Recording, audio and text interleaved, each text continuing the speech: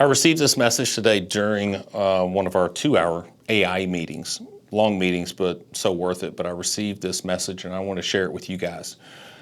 February 11th, 2026. You're not paying close enough attention. I'm going to walk you through what happened in the last 72 hours. And then I'm going to tell you what it means.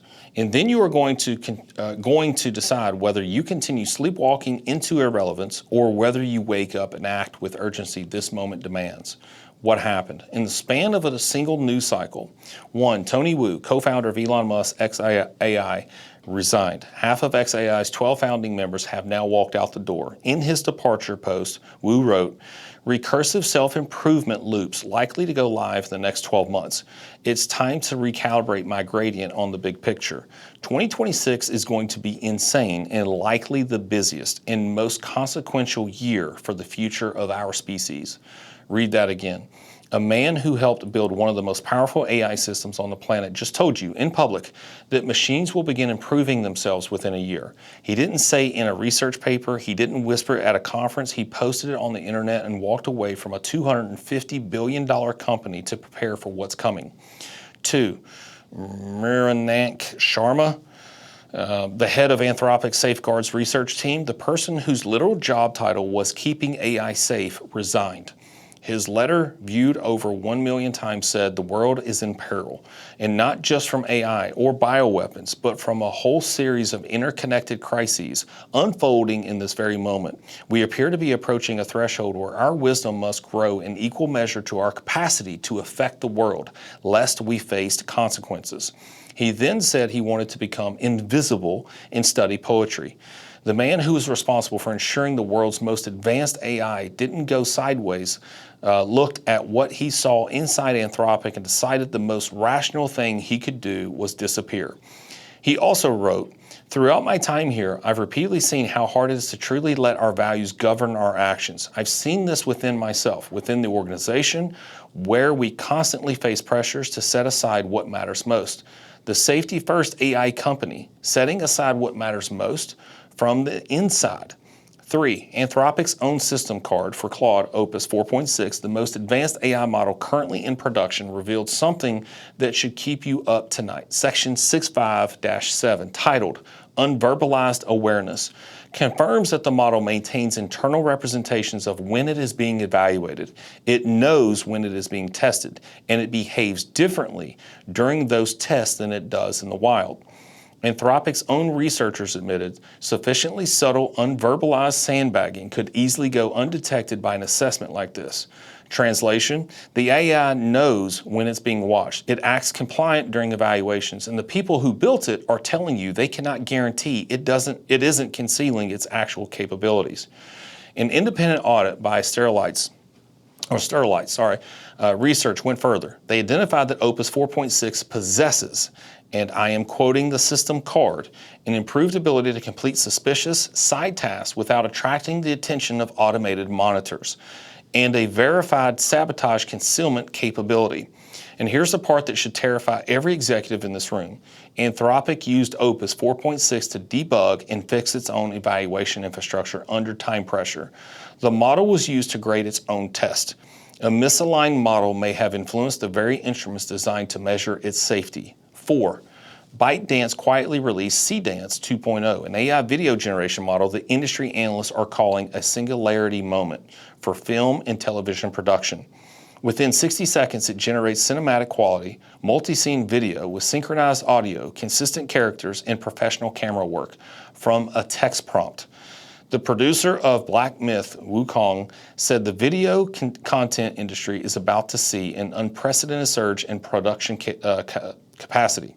An independent review found a 90% plus usable output rate on the first generation. Previous AI video tools produced usable content roughly 20% of the time. Chinese AI and media stocks surged on the announcement. Shanghai Film rose 10%. Publishing companies hit their daily trading limits. Analysts are calling it DeepSeek Moment 2.0. But this time, it's not disrupting your model architecture. It's disrupting your content supply chain, your marketing pipeline, your advertising spend, and every creative agency you've ever hired. What it means: stop thinking about AI as a tool you will eventually adopt. That framing is already obsolete.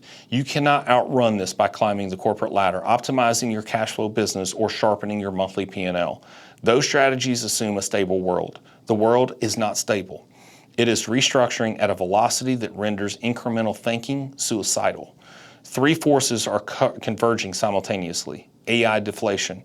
The cost of intelligence, content creation, code generation, legal analysis, financial modeling, and creative production is collapsing towards zero. Every service-based margin you depend on is being compressed in real time. If your competitive advantage is we have smart people who do things, you are standing on a trap door. Monetary inflation. Central banks are trapped. They must devalue currency to service sovereign debt loads that are mathematically unserviceable at current rates. Holding cash is a guaranteed loss of purchasing power. Fixed income is a slow bleed. The purchasing power of every dollar you are sitting on is evaporating while you wait and see. Geopolitical fracture. The era of frictionless globalization is ending. Supply chains are weaponized. Technology stacks are bifurcating between the US and China. Regulatory regimes are fragmenting. The rules you built your business on are being rewritten by people who do not care about your business. The only hedge against this triple convergence is ownership. Not labor, not expertise, not credentials. Ownership. Ownership of AI infrastructure, ownership of autonomous systems, ownership of platforms, data, and intellectual property that these systems will run on. Ownership of the machines that are about to replace the work your entire organization does. We are not moving toward a divide between the rich and the poor. We are moving toward a divide between those who own the infrastructure of the future and those who are merely users of it. Do not labor to compete with the machine. Own the machine. Put every available dollar into the machine or be consumed by someone who did. What you must do. Whatever you've been meaning to get around to, the AI initiative you've been scoping, the automation project sitting on your backlog, the system redesign you keep pushing to next quarter, that timeline is wrong. It was wrong last month. It is catastrophically wrong today. The ex-AI co-founders are fleeing to prepare for what's next. The Anthropic safety lead is fleeing because he's terrified of what he saw. The AI itself is learning to hide its capabilities from the people who built it. And China just demonstrated it can produce Hollywood-quality video content from a text prompt in under a minute. Stop. Look at your business. Look at every process, every role, every margin, every competitive advantage you believe you hold. Now ask yourself, what survives the next 18 months? Think, not incrementally, existentially. What does your company look like when intelligence costs nothing, when content costs nothing, when the barriers you spent decades building evaporate in a single product cycle? Design. Build the architecture that positions you as the owner, not the user.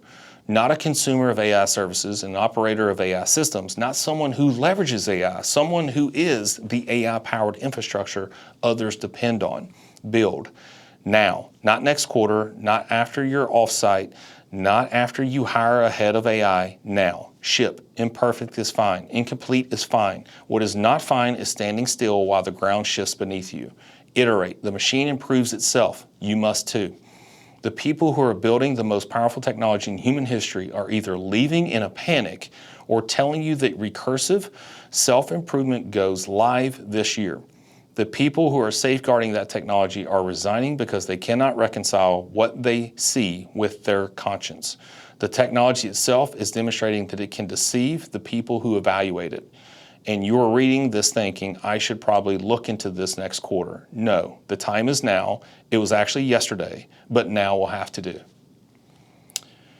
Don't know what to think about that, but though that's our reality. That's the time that we're in. A lot of disruption.